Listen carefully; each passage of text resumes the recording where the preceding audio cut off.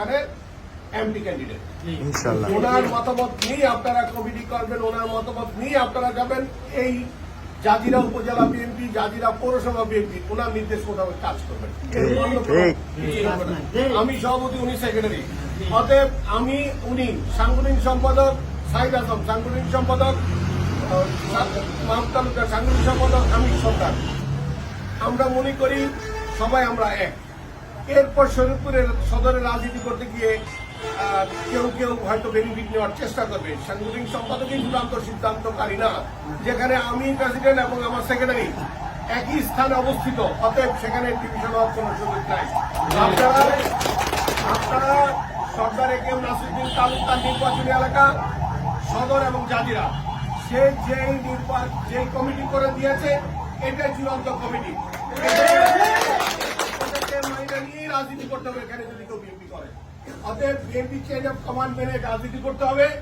এখানে দুনফুন দাঁড়াই বাড়াই করে বিএনপি করা চলবে না। আমি শফিকুর রহমান কিরণ এবং সরকার একে নাসিরুদ্দিন কালু রাজনীতিতে থাকবেন। অতএব আমরা যদি না থাকি তখন কে কি করলেন সেটা আলাদা ব্যাপার, কিন্তু যতক্ষণ পর্যন্ত আমরা থাকি চেইন অফ কমান্ড মেনে রাজনীতি করতে হবে। আপনারা যারা এই নেতৃবৃন্দ আছেন প্রত্যেকে আপনারা ইউনিয়ন কমিটি, ওয়ার্ড কমিটি দ্রুত করার ব্যবস্থা করেন। আপনাদের একটা সুবর্ণ সুযোগ আছে। সারা বাংলাদেশে বিএনপির একটা জোয়ার চলছে। সেই জোয়ারের মধ্যে যদি আপনারা গা ভাসাই দিতে না পারেন, এই ব্যর্থতা আপনাদের। আমি আল্লাহ ব্যস্ত নসিব করে জামাল শরীফ ভিরু, মাসুদ চৌধুরী এবং ডাক্তার কামাল গিয়েছিলাম। আমাদের বিএনপি সময় যোগাযোগ মন্ত্রী ছিলেন কে মারা গেছেন না, ব্যারিস্টার নাজমুল হুদা। এই নাজমুল হুদা সাহেবের কাছে যাওয়ার পরে আমাদেরকে উনি 1.5 ঘন্টা বসায় রাখছেন।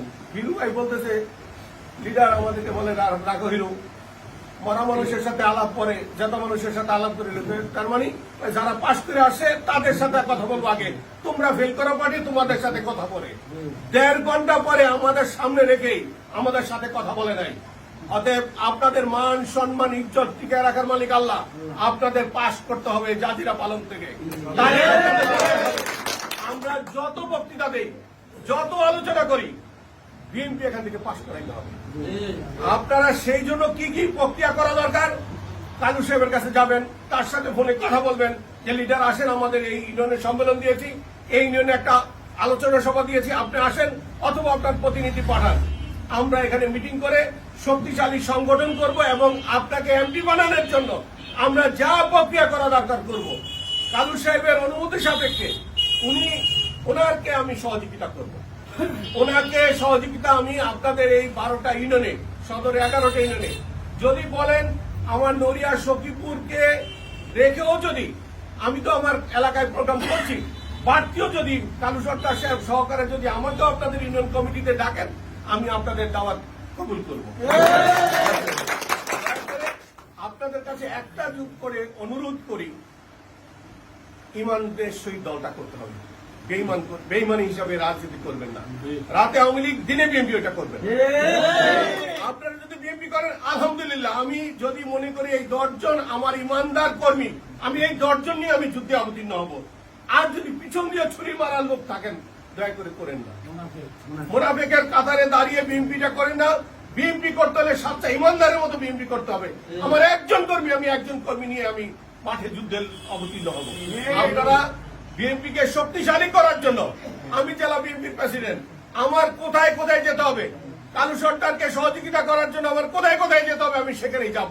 কিন্তু আপনাদের মনে রাখতে হবে, এখান থেকে সরকার M Nasiruddin Kalu MP candidate ইনশাআল্লাহ। আপনারা তার পক্ষে কাজ করেন। আমি জানি আমরা যখন হাফ প্যান্ট পরা তখন সরকার এম নাসিরুদ্দিন কালু এমপি রাজনীতিবিদ, সেই কালু সরকারের অনেক সফলতা ব্যর্থতা থাকতে পারে, কিন্তু এবার একটা সুযোগ আছে তাকে এমপি করা এবং বয়সের শেষ প্রান্তে এসে তাকে যদি এমপি করতে পারেন, এই এলাকার অনেক বিশাল উন্নয়ন হবে। আমার দল শক্তিশালী হবে এবং তৃণমূল পর্যায়ে বিএনপি দাঁড়িয়ে যাবে। আপনারা তার পক্ষে কাজ করেন। সে আসতে পারুক আর নাই পারুক, যদি আমার কোন অর্থনৈতিক সহযোগিতা আপনাদের পেছনে আমার ব্যয় করতে হয়, আমি করার জন্য প্রস্তুত। করেন, আমি বিশ্বাস করি এখানে বন্ধু ভাই আছে, টিটু আছে, আপনারা প্রত্যেকটি লোক, এই যে শিক্ষার আছে, এখন আছে সবগুলি লোকই এখানে শক্তিশালী পরিবার। আপনারা দয়া করে দলটা মনোযোগ সহকারে করেন, আর দলের ভিতরে কে কোনো দিকে তাকাবেন না, সমালোচনা করবেন না, ওদের নিয়ে আলোচনা করবেন না, আলোচনা করাটাও লস। কালকে দেখবেন আপনাদের সাথে আসছে। অতএব কে কি করলো এগুলি নিজের দলের কর্মীদের সাথে কোনো সমালোচনা দরকার নাই। আপনার দল কিভাবে শক্তিশালী করা যায় সেই নিয়ে আলোচনা করবেন। আপনার কে কর্মী কোন দিকে গেল না গেল এই নিয়েও চাওয়ার দরকার নেই। আর যেহেতু তারেক রহমান সাহেব আমাদের অ্যাক্টিং চেয়ারম্যান, ওনার যে নির্দেশনা আছে যে উনি বলেছেন কোন আওয়ামী লীগ কারকে আগামী 6 মাস পূর্তি আর 2 মাস। অতএব আমরা এখানে সংখ্যালঘু, এখানে যদি আমাদের ভোট আমাদেরকে দেয়, আওয়ামী লীগের ভোট আওয়ামী লীগের দেয়, তাহলে আমরা কোথাও থাকতে পারবো না।